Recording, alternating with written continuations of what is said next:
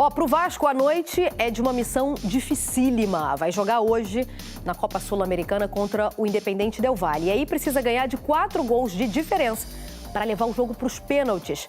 Vale vaga nas oitavas de final. É como diz aquela música da torcida. O Vasco é o time da virada, o Vasco é o time do amor, sempre. Hoje o Vasco precisa da maior virada da história da Copa Sul-Americana. No confronto com o Independente Del Valle, o time perdeu o jogo de ida por 4-0. Para se classificar direto para as oitavas de final, o Vasco precisa vencer por 5 gols de diferença. Se vencer por 4 gols, a decisão vai para os pênaltis. Tem que ter fé. Com fé a gente vai. Para quem tem fé, a inspiração pode vir de uma virada épica na Liga dos Campeões de 2017.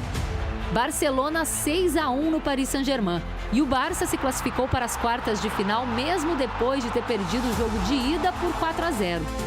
Para encarar um desafio desse tamanho, melhor que o jogo seja em casa, aqui em São Januário, com o apoio da torcida para reforçar a confiança. E o Vasco não é qualquer um, o Vasco é para quem acredita. Então a gente está confiante, São Januário aqui, do jeito que é difícil jogar lá, vai ser difícil para eles aqui também. A gente tem que ter confiança. Felipe Coutinho está fora do jogo, ainda em recuperação de uma lesão na panturrilha esquerda. A provável escalação tem Léo Jardim, Paulo Henrique, João Vitor, Hugo Moura e Vitor Luiz. Jair, Tietê, Nuno Moreira, Ryan, David e Verratti. É muito difícil reverter, a gente vai fazer o máximo para a gente conseguir. E eu já convoco o torcedor para vir e nos apoiar, porque é uma coisa muito difícil, com o apoio da torcida vai ser uma força a mais para a gente.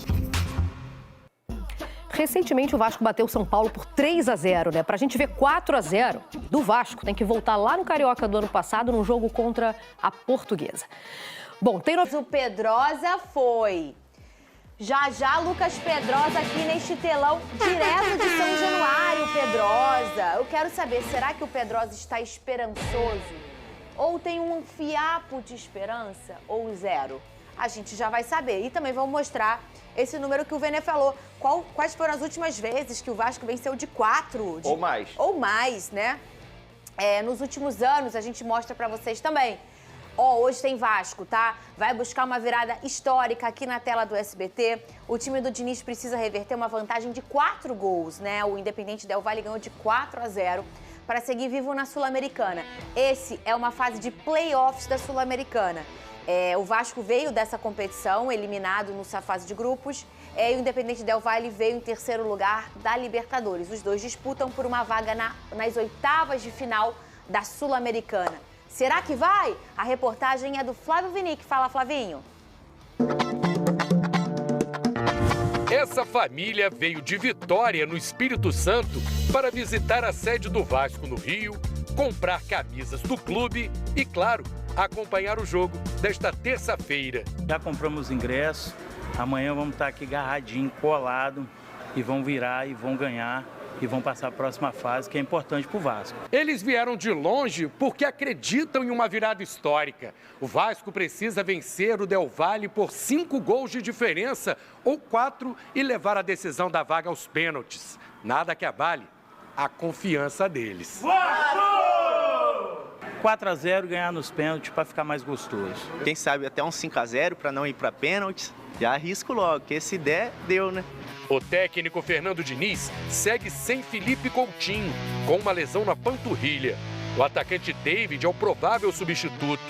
Jogar a partida decisiva em São Januário, com o apoio da torcida, deixa o treinador mais otimista. É um resultado muito difícil, mas de fato eu acredito que é possível. É muito difícil reverter, a gente vai fazer o máximo para a gente conseguir. E eu já convoco o torcedor para vir e nos apoiar. Uma classificação para deixar a viagem da família vascaína ainda mais feliz. Valeu, Vascão! Muito bem, já nesse telão, Lucas Pedrosa, direto de São Januário, pra gente fazer, passar limpo aí a prévia para esse jogo. Vasco Independente Del Valle, aqui na tela do SBT. O jogo começa 9h30. Vene Casagrande, boa tarde pra você. Você Boa conversa tarde. com a gente. Põe na tela aqui, ô Cris, por favor. Boa tarde, Cris. Tá tudo bem, Cris, com você? Sim. Muito bem. Aqui, ó, hashtag SBT Esportinho, assim você conversa com a gente lá no X, tá? O antigo Twitter, @SBT Rio, assim você segue a gente lá na plataforma. Vene Casagrande, vamos relembrar aqui, porque o Vasco não tem um problema só no placar, né? O Vasco tem um problema também nos seus desfalques, muitos desfalques pro jogo de hoje, pro Fernando Diniz, né? Lucas Freitas tá fora, não é isso? Tá fora. Por uma questão clínica aí, de gripe, informação que né? a gente trouxe ontem, questão de gripe. Ele tá muito gripado, Muito bem. Nem treinou. O Piton foi expulso, ganhou aquele cartão vermelho, não pode jogar. O Adson, fora também. Quem mais tá fora? Coutinho fora. Coutinho fora, como a gente trouxe aí no VT. A gente tá falando de 4 jogadores, então muita dor de cabeça pro Diniz montar esse time de hoje. Você tem o time do Vasco já, ô Venê? Eu tenho aqui o time que ele treinou ontem. Vamos lá. E assim, tem novidade, mas não é uma novidade em relação ao Diniz, né? GB também fora. GB também fora. Porque assim, o Diniz ele já faz isso, só que ele faz isso durante os jogos. Por exemplo, na ausência do Lucas Freitas, que inclusive fez o gol contra o Grêmio na última partida, ele, ao invés de colocar um zagueiro, que seria algo que qualquer treinador poderia pensar em fazer, ele recuou o Hugo Moura, algo que ele faz durante os jogos. E aí ele bota o Hugo Moura na zaga, sendo que ele tem à disposição o Luiz Gustavo. E aí no ataque, ó, o provável time do Vasco, e quando eu falo provável é porque o Fernando Diniz não cravou ontem, mas foi a escalação que ele mais utilizou durante a atividade. Vamos lá, que eu vou falar aqui pra vocês. Achou aí? Eu tenho aqui. Achou? Vamos lá.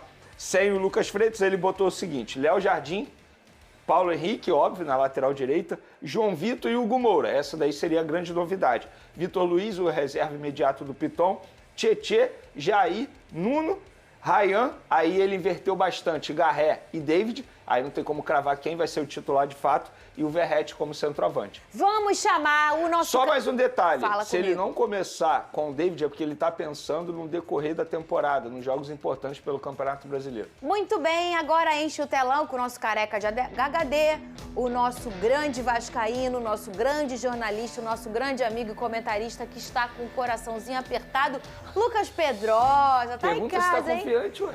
Tá confiante no Vascão? Ele, tá vendo, Pedrosa? Ele tá querendo te irritar e você nem tá aqui. Olha lá o risinho dele. Ele já vem querer irritar as pessoas. Ô, Pedrosa, boa tarde pra você. Muito boa tarde, Fernanda. Boa tarde, Venê. Também querendo me irritar, né? Mas hoje, cara, hoje nada me tira do prumo, hoje nada me tira a minha tranquilidade, porque desde a semana passada eu avisei. É muito difícil você pegar uma equipe como o Independente Del Valle. Vasco da Gama joga aqui na Colina Histórica, no Campo Sagrado, às 9h30 da noite, hoje pelo jogo de volta aí dos playoffs da Copa Sul-Americana. Infelizmente, acabou tomando uma sacolada, a verdade é essa, na primeira partida de 4-0 lá em Quito, no Equador. Teve altitude, mas também a expulsão do Lucas Piton acabou dificultando muito a vida do Vasco. E agora, para essa partida, apenas um milagre. Eu não tenho a mínima dúvida de que aqui, como eu falei na Colina Histórica, vão ter muitos torcedores do Vasco acreditando. A história do Vasco, ela passa também por essa superação, por viradas históricas, a maior delas diante do Palmeiras no 4-3, quando o Vasco estava perdendo de 3-0 e conseguiu ficar com a menos e mesmo assim conseguiu a virada, mas hoje a realidade é bem diferente, é uma realidade de uma equipe bem limitada, uma equipe que só tem uma vitória nos últimos jogos, então é um time também que perdeu um pouco da confiança. No último sábado empatou com o Grêmio aqui, mesmo jogando um pouco melhor do que o Grêmio, acabou empatando, tomando um gol no final do segundo tempo, e é um Vasco que vai ter que, como eu disse, escalar uma montanha, fazer um milagre para essa partida hoje diante do Independente Del Valle. Principalmente porque está sem o Lucas Piton, que, como eu disse, foi expulso. É um jogador que tem contribuído negativamente na parte defensiva, mas ofensivamente ele costuma ser o fiel escudeiro do Verratti. Então perder o Lucas Piton também nessa parte ofensiva, nos cruzamentos precisos que ele tem, é algo negativo para o Vasco. O Lucas Freitas está gripado e fica fora dessa partida. E tem muitas dúvidas no time do Vasco, a grande verdade é essa. Muitos testes foram feitos e, inclusive, o teste que, na minha visão, é a pior notícia, talvez, para o torcedor do Vasco, que é Hugo Moura sendo testado como zagueiro. Até o nosso Venê trouxe essa informação e, infelizmente, eu realmente lamento essa escolha, essa possível escolha do Fernando Diniz. Eu espero que ele não faça isso. Eu espero que ele entre com o Luiz Gustavo, que é um zagueiro canhoto da base do Vasco, que tem feito grandes jogos desde que ele entrou, foi até convocado para a seleção sub-20 e que, para mim, seria a melhor escolha. No meio-campo, você tem algumas dúvidas também. Pode entrar o Jair, pode entrar o Hugo como volante. frente, o Tietê deve ser mantido. Um pouco mais à frente, Ryan e Nuno também devem ser mantidos. E a grande dúvida é entre Garré e David. Vale lembrar, o David ele voltou de uma lesão de ligamento cruzado anterior e ele fez uma baita partida contra o Grêmio. Talvez tenha sido a melhor notícia do Vasco no jogo contra o Grêmio pelo Campeonato Brasileiro, mas ele saiu sentindo um pouco. Ele saiu não só por cansaço, mas também sentindo uma pancada ali. O Fernando Diniz até comentou que ele se machucou. Mas era modo de dizer, então pode ser que o David sim seja o titular nessa para tentar a classificação. É você conseguir ter uma postura decente dentro de São Januário. É você conseguir dar uma resposta para o torcedor e conseguir, pelo menos, mesmo que seja eliminado, sair de forma decente. Buscando a vitória, buscando o ataque, tendo a postura de Vasco da Gama, que obviamente, repito, é uma missão muito difícil. Não estou estressado, não estou nem um pouco nervoso para esse jogo. Estou muito mais naquela expectativa de o que vier, vamos ver o que acontece. Agora vamos raciocinar junto aqui, que a gente gosta de fazer muito isso. O Diniz tem o Luiz Gustavo, que é um menino de pé esquerdo, que vai ficar, que o buraco tá ali do lado esquerdo, né? É um menino de pé esquerdo, da base do Vasco, com toda a capacidade técnica, né, de substituir, de ficar naquela posição e de começar um jogo desse calibre em São Januário. E ele provavelmente vai escolher improvisar o Hugo Moura. Assim, além de tudo que você já reclamou, já chiou aqui, Pedrosa, nesse programa em relação a isso, eu acho também que a gente sempre olha o lado muito humano dos atletas. Todos nós, a gente sempre faz isso. Você acaba expondo mais o atleta, sobretudo em São Januário. Vamos lembrar do Léo Pelé? Lembra? Que às vezes era até melhor ter guardado ele um pouquinho e depois volta a usar. Os caras não desaprendem a jogar futebol ou coisa assim. Mas assim, tem alguma fase do jogador que é até melhor, é até mais valioso para ele, que às vezes ele fique resguardado. Ainda mais colocar ele numa função, Pedrosa, que não é a dele, não é isso? Não, e o principal, Fernanda, se ele jogar como zagueiro, ele vai jogar pelo lado esquerdo. Ou seja, quem joga pelo lado direito é o João Vitor, que já vive uma fase insegura, que novamente falhou contra o Grêmio, quando ele escorrega e faz a falta que originou o gol do Grêmio. Também teve o erro do Paulo Henrique, verdade seja dita, mas o João Vitor também já não é um zagueiro que goza do prestígio. Foi vaiado desde o primeiro minuto na partida contra o Grêmio. E se recuar o Hugo Moura, ele vai jogar do lado esquerdo, ou seja, ele vai jogar torto. Ele vai jogar de uma forma que ele mesmo não está tão adaptado. Fernando Diniz fala que treinou dessa forma. Fernando Diniz até cita o exemplo do André, quando ele utilizava o André, que é um grande volante no Fluminense, só que ele não consegue entender que o Hugo Moura não é o André. O André é um jogador convocável, ele é um jogador que tem nível para a seleção brasileira, é um jogador que hoje está no melhor campeonato do mundo, foi campeão da Libertadores pelo Fluminense, é um jogador bem superior ao Hugo Moura.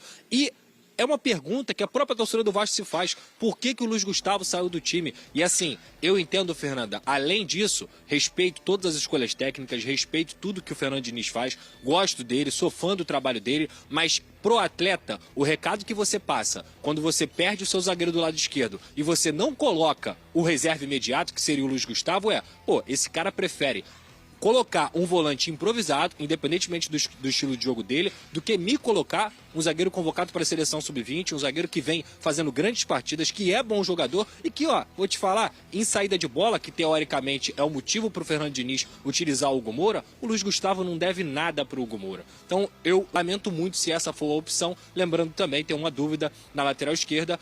O Vitor Luiz é o cotado para ser titular, mas o Leandrinho tá relacionado e eu acho o Leandrinho um jogador superior ao Vitor Luiz. Tem que entender o ritmo de jogo, porque ele veio do futebol da Arábia, não conseguiu se adaptar tanto ainda em relação aos jogos, mas vem treinando já há algumas semanas e para mim é um jogador que também é da base do Vasco e também desempenha um papel melhor do que o Vitor Luiz. Muitas dúvidas aí nessa equipe do Fernando Diniz, Fernanda. Pedrosa, eu ainda tenho outro ponto aqui que vai além na minha crítica em relação à escolha do Fernando Diniz para o setor defensivo. Por mais que ele não comece com o Hugo Moura, mas ele mais treinou desse jeito. Ou seja, se ele começar com o Luiz Gustavo, ele nem treinou com o Luiz Gustavo. Verdade, Veneza. Então ele vai errar independentemente da escolha dele. E nem adianta ele tentar dizer que ele não treinou dessa forma, porque várias pessoas que viram o treino falaram que ele treinou dessa forma. O que chama a atenção de muita gente também dentro do clube. Então, assim, não faz o menor sentido você treinar de um jeito e começar do outro. E se ele começar desse jeito com o Hugo Moura no setor defensivo, algo que já não deu certo em outros jogos, eu vou considerar um erro também. Sim. Então, assim, independentemente da escolha dele, ele já vai estar errando. Na verdade, Vene, ele já treina dessa maneira desde antes da parada. Ele já utilizava o Hugo Moura como zagueiro nos treinamentos. Na parada, ele testou isso diversas vezes. Para a primeira partida, por exemplo, ele testou o Lemos como terceiro zagueiro, ele testou o Hugo como terceiro zagueiro. Então, essa modificação, ela não vem de agora. É algo que ele realmente acredita. E é aquela história que a gente sempre fala. A partir do momento que as peças que estão em campo estão errando frequentemente, até um certo momento, é culpa delas. Porque elas ganham alto salário, elas ganham em dia, elas vestem a camisa do Vasco, elas têm responsabilidade em relação a isso. Só que se você é o técnico e insiste, e coloca, e acredita, e confia, e essas peças continuam errando, para mim, a culpa não vai ser mais dos escalados, vai ser de quem está escalando. E eu repito, sou muito fã do Fernando Diniz, mas um grande problema dos trabalhos dele é a teimosia. Infelizmente, se ele optar por isso hoje, mais uma vez, ele vai ser teimoso e ele vai prejudicar, na minha opinião, na minha humilde opinião, a equipe do Vasco. Se vocês concordam comigo, mas eu acho que, para mim, é um erro maior ele manter o João Vitor, né? Nem colocar o Hugo Moura na zaga. Porque a partir do momento que ele mantém o João Vitor vem errando de uma forma, assim, absurda. E pela postura também. A postura do João Vitor é algo que me incomoda bastante eu assistindo aos jogos. É um cara que está aceitando demais a forma como ele vem jogando. E a forma como ele vem jogando, assim, a torcida não critica à toa. A torcida não pede a saída dele à toa. Por mais que eu não concorde com aquele fato que ocorreu lá no CT do Vasco da Gama, a forma como a torcida foi lá, mas ele foi um dos alvos. Se ele foi um dos alvos, é sinal que dentro de campo ele não está entregando. E ele ainda retruca torcedor em São Januário. Então, o fato dele manter o João Vitor, para mim, é um erro maior ainda do que recuar o Hugo Moura para o setor defensivo. Mas aí a gente entende assim, hoje, se ele escolhesse, Pedrosa, não colocar o Hugo e o João Vitor. Lembrando que esse jogo aí pro povo de casa, o jogo começa aqui a transmissão no SBT, 9h15 da noite, 9h30 a bola rola aí, ó, em São Januário, na casa do Gigante da Colina. O jogo é em São Januário, o Vasco precisa tirar um placar bem alto, mas que não é nada importante. Olha aí, Pedrosa, quem tá aí com você, Jaiminho? O Terra, Terra, um beijo pra você. O Terra que tem... Não, é o Terra. Terra tá comigo aqui. O Terra, é um fenômeno. Venê, o Terra tem um filho... Eu sei disso. Que é um atacante que olha... O meu fogão que tem que ficar de olho nesse menino, hein? Falei pra ele, se ele quiser o menino empresário. É bom. O menino é muito bom. Tá aí, São Januário, tudo já preparando. O Pedrosa já vai falar mais da preparação aí em São Januário. Mas se hoje, o Pedrozinha...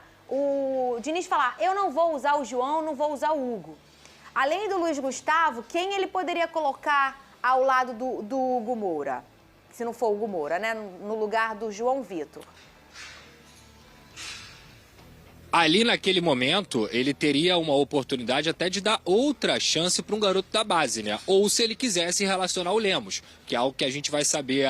No último jogo ele preferiu não relacionar o Lemos. É um zagueiro que chegou no começo desse ano e não conseguiu se firmar, teve muitos problemas de lesão também. O Lemos não faz tanto por merecer essa oportunidade, mas eu acredito, Fernanda, principalmente que o jogo de hoje, mais uma vez, é um milagre, tá? Eu não acredito, sinceramente, com o que eu entendo de futebol. Tudo pode acontecer no futebol. A gente viu e já viu diversas vezes o impossível acontecer no futebol, o que a gente julgava impossível. Mas eu não acredito. Então, o que você poderia utilizar o jogo de hoje? Para justamente fazer testes, para você colocar outra cara na equipe, dar oportunidade para a base, revitalizar um pouco essa conexão, essa sinergia com a torcida, mostrar que está insatisfeito, mostrar que está incomodado com o que está acontecendo com o Vasco da Gama, que as pessoas... cismam em não entender que, apesar da gente estar na metade da temporada, a situação é precária, Fernanda. O Vasco da Gama está com o mesmo número de pontos da zona do rebaixamento, que é o Santos, que está lá em 17º. O Vasco da Gama perdeu 2 jogos em que poderia ter feito 6 pontos dentro de casa e fez apenas 1 contra o Red Bull Bragantino e contra o Grêmio. O Vasco do Gama tomou de 4 do Independente Del Valle. Então o jogo de hoje, para mim, era um jogo de recuperação de confiança, até mais do que a classificação, que é quase impossível. Se você vence em São Januário, se você mostra incômodo, se você troca as peças, você tem o apoio do torcedor. Continuar batendo na mesma tecla, para mim, é algo frustrante para quem é Cruz Maltino. Você está com toda a razão, Pedrosa. Imagina, Venê, a gente sempre falou aqui, desde que o Vasco está na Série B, e a gente falou, o torcedor do Vasco foi lá e arrancou o Vasco da Série B, né? O Vasco não queria sair e o torcedor vai lá e traz ele de volta para a Série A. E São Januário sempre foi esse lugar de Fortaleza, né? De que ali dentro o Vasco era muito potente. E a gente está vendo que isso tá criando um pouco de resíduo. Sabe quando é que isso aconteceu da última vez? Pedrosa, vê se eu tô com a memória ruim. Quando era o Barbieri. E aí, algumas falas em relação à hostilidade, não sei o quê. E o Vasco começa a perder a sua potência dentro de São Januário. Você lembra disso, Vene Casagrande? Não pode perder essa sintonia, essa sinergia com o torcedor vascaíno, não? Lembro, claro que lembro. Tanto é que o Barbieri, na ocasião, até veio publicamente pedir desculpas pelas declarações que ele havia dito. E hoje, antes de começar o programa, eu estava batendo espelho com o pessoal da produção e eu fui informado que os ingressos não estão esgotados. Para mim, esse é um grande recado que, de fato, nenhum torcedor está acreditando nessa classificação do Vasco da Gama. Porque em outros momentos, esses ingressos estariam esgotados em questão de horas. E estamos falando de um jogo importante, uma competição internacional. Então, não é só o fato de o torcedor não acreditar na classificação. É pela postura do time dentro de campo também que não faz essa sinergia, como disse o Pedrosa, ter atualmente. Enfrentar o Vasco dentro de São Januário é uma das tarefas mais difíceis para qualquer equipe aqui no futebol brasileiro. Mas a partir do momento que nem o torcedor compra a ideia, é para o Fernando Diniz e os jogadores ficarem preocupados. E a reconexão, Pedrosa, ela é muito rápida. Porque a gente sempre fala da lealdade, da fidelidade da torcida do Vasco. Quantas vezes que era um jogo de Série B, o Vasco jogando com não sei quem, o Vasco mal, aí dava 1 hora ingressos esgotados. Outro jogo que não tinha nada, dava 1 hora ingressos esgotados. Eu sei que eu tenho um vascaíno em casa, a dificuldade que ele tem para comprar ingresso. Tô vendo o bichinho nervoso, não consegui comprar ingresso. É uma coisa mesmo, do vascaíno tá sempre sentado aí, em pé, na verdade, né? Jogando cerveja pro alto, nas arquibancadas de São Januário. Essa conexão, você matou a charada, Pedrosa. Já que tá 4-0, vamos embora então botar um time que vai ser raçudo, vamos experimentar, vamos botar o garoto que veio da base, vamos para mostrar pro torcedor assim, a gente tá tentando. E a conexão, ela não startar, ela volta, ô Pedrosa. Fernanda, aqui em São Januário, onde a gente entra, e eu posso falar isso sem dúvida alguma com o meu coração de torcedor, a gente nunca vai vir pra cá pra querer vaiar alguém. A gente nunca vai vir pra cá pra querer esculachar alguém, pra vaiar presidente, pra vaiar torcedor, pra vaiar jogador, pra vaiar técnico. Essa não é a intenção. A coisa que o vascaíno mais quer é ser feliz, é ser ouvido, porque a todo momento é uma relação que não é recíproca. A relação do torcedor do Vasco nos últimos 20 anos não é uma relação recíproca. E mesmo assim as pessoas continuam vindo aqui pra poder fazer daqui a sua segunda casa, muitas vezes a primeira casa. Tem gente, Fernanda, que abre mão de pagar uma conta, o que é um absurdo, que abre mão de fazer um mercado para vir para o jogo do Vasco. E as pessoas não têm noção disso. Eu não estou falando que é certo ou errado, não. É só para tentar mostrar para as pessoas a dimensão do que é o amor e a paixão do vascaíno. Então ninguém vem para cá, e isso tem que ser colocado na cabeça tanto do técnico, quanto da diretoria, quanto dos jogadores, para vaiar o Vasco. As pessoas vêm para cá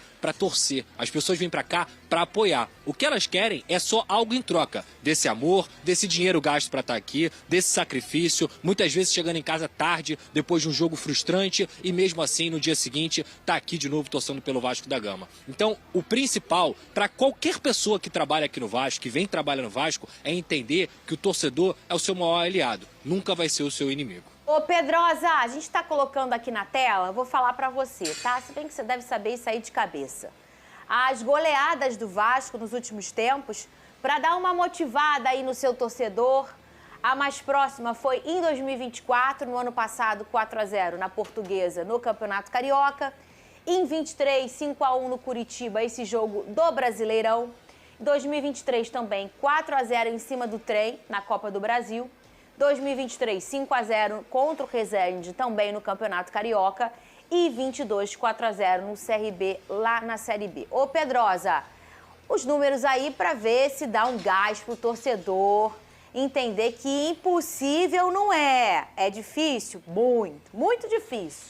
A gente está falando de um Independente Del Valle, é uma competição internacional. Por falar no Independente Del Valle, Fernandinha... Que não perde a quantos jogos? 10? No final de semana, eles pouparam titulares contra o Alcas, mesmo assim venceram por 2-1, pensando nesse duelo. Ou seja... Embora eles tenham vencido por 4-0, eles não estão vindo ao Rio de Janeiro para passear. A gente está falando de um Vasco que não vive um bom momento e um Del Valle que está vivendo um bom momento.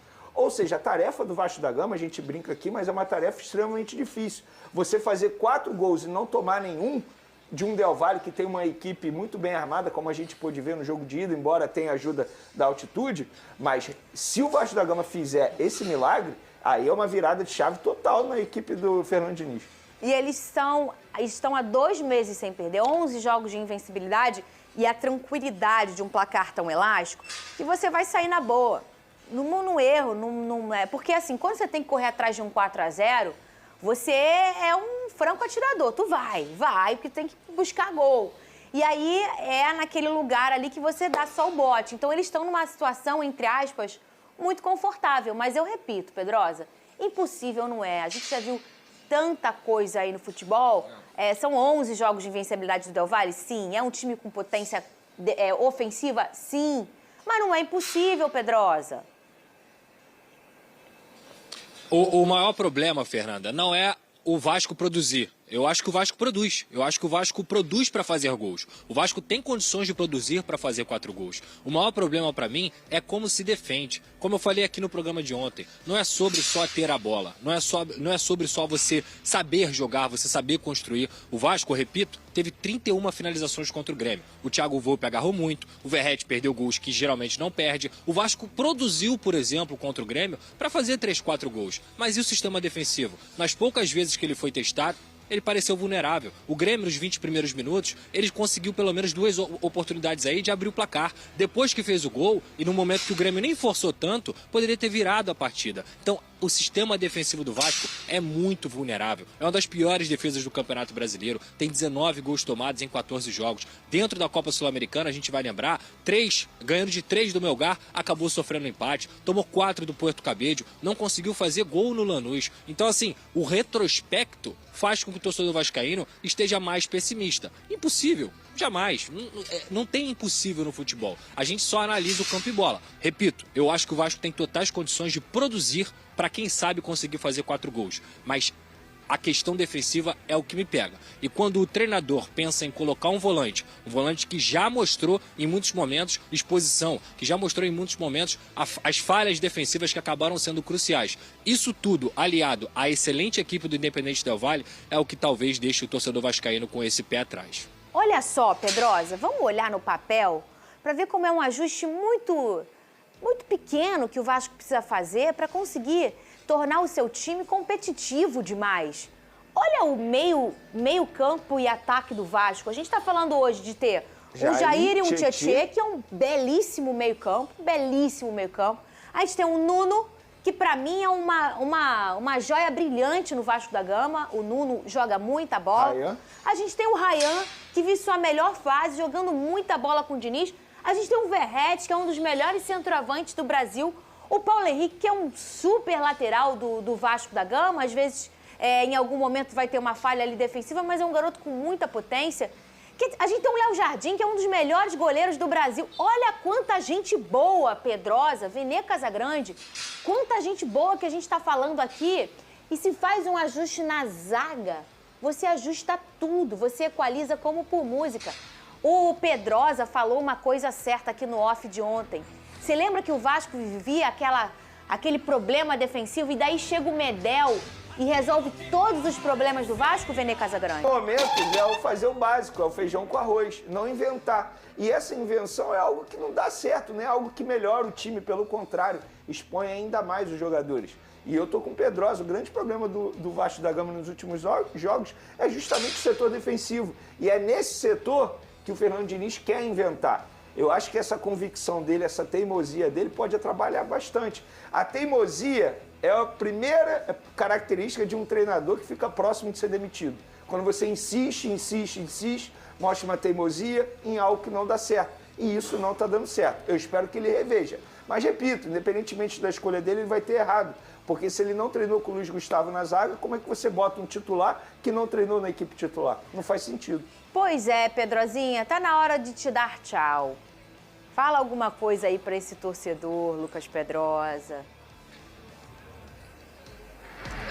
É como eu falei já, assim, o nosso sentimento é só de tentar recuperar essa conexão, de entender o momento do Vasco. Eu acho que a diretoria tem que ser muito competente para poder passar isso para as pessoas, passar isso para o grupo, passar isso para o técnico. Porque, por exemplo, além do que está acontecendo aqui na Copa Sul-Americana, digamos, que vai acontecer o que de fato parece que vai acontecer, que é o Vasco ser eliminado, o Vasco tem Internacional fora de casa, pega o Mirassol, que é a sensação do campeonato fora de casa, e depois pega o Atlético Mineiro fechando o turno em São Januário. Se o Vasco não conseguir pontuar nesses momentos, se o Vasco não conseguir pontuar nesse final de primeiro turno, a situação vai ficar muito complicada. Então, alguns pontos. É vir para cá acreditando no melhor, claro, mas se não no melhor, que a postura desse time seja decente e que consiga ajudar esse time e ajudar também o torcedor a recuperar essa conexão. Outro ponto, a diretoria precisa trabalhar para entregar reforços para o Fernando Diniz. Não adianta a gente só ficar criticando o técnico aqui e ele não ter material humano para trabalhar. Tem que entregar um zagueiro, tem que entregar mais o ponta direita, tem que entregar mais o meio campo, qualificar esse elenco. Isso é indiscutível. E, para finalizar, é realmente a torcida fazer sua festa, lotar o Caldeirão na medida do possível e tentar cada vez mais empurrar o Vasco. Tá lá à frente do Vasco, nunca deixa essa conexão se quebrar, porque o Vasco só... Eu sempre falo, o maior patrimônio de qualquer clube é a sua torcida. E a torcida do Vasco é uma torcida muito valente mesmo, não pode deixar quebrar essa conexão. Um beijo pra você, Pedrozinha. Lembrando, 9h15, começa a transmissão aqui, é aqui no SBT, tá bom? Na nossa TV aberta. Você vai colocar no SBT e já vai assistir ao jogo. 9h15 começa a transmissão, 9h30 a bola rola para contar a história desse jogo e tomara que seja uma boa história, uma boa página na história do Vasco da Gama. Beijo, Pedrosa! Muito bem. Sabe o que não pode, Venê? O quê? Beijo, meu amor. Bom descanso pra você. Descanso. Ainda sem clube desde que deixou Al Ettifaq, da Arábia Saudita, o atacante Vitinho segue em busca de uma nova equipe para a sequência da temporada. Com passagens marcantes por Botafogo, CSKA Moscou e Flamengo, o jogador de 30 anos chegou a ter seu nome ventilado em alguns clubes brasileiros, como Internacional, Fluminense e Vasco da Gama, mas até o momento nenhuma negociação foi concretizada. O principal entrave para a contratação do atacante tem sido o alto valor de seus vencimentos. Segundo a apuração, Vitinho estaria pedindo cerca de R$800 mil mensais, cifra considerada elevada pela maioria dos clubes do futebol brasileiro neste momento.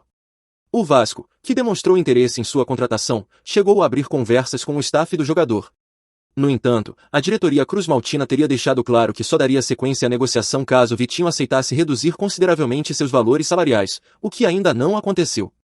Enquanto aguarda uma definição sobre seu futuro, o atacante vem mantendo a forma física por conta própria e se diz pronto para retornar aos gramados.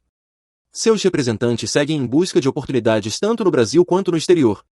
Com vasta experiência e qualidade técnica reconhecida, Vitinho continua sendo uma opção atrativa no mercado, mas sua situação só deverá avançar se houver uma readequação salarial compatível com a realidade financeira dos clubes interessados.